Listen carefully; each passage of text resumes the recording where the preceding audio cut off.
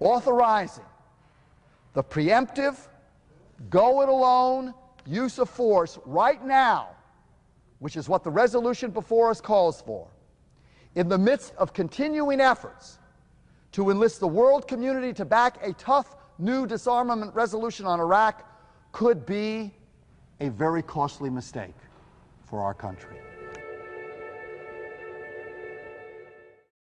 This one death flipped the U.S. Senate from Democratic control to Republican control, essentially. And it happened, it happened with a mysterious small plane crash. I asked him how his week had been, and he said his week had been tough.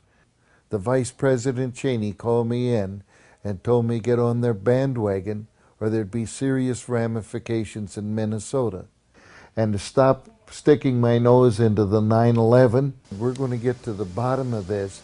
There is something going on. It is being portrayed, it's being blown out, and he said we're going to get to the bottom of it. When he made the statement to us about Dick Cheney calling him in, there were about 10 veterans standing around with us. He spoke about the 9/11 to the veterans. And then when I spoke with him, he said, Pat, there are so many things going on in 9/11 that just don't make sense.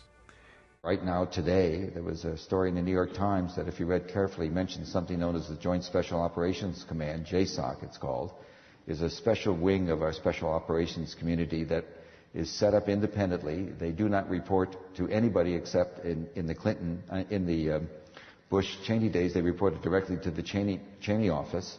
They do not report to the chairman of the Joint Chiefs of Staff or to Mr. Gates, the Secretary of Defense. They report directly to him. Congress has no oversight of it. It's an executive assassination wing, essentially. And it's been going on and on and on.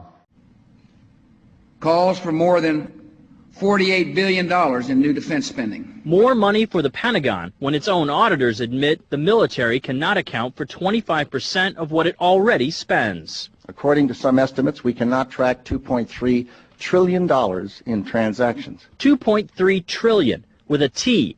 That's $8,000 for every man, woman, and child in America.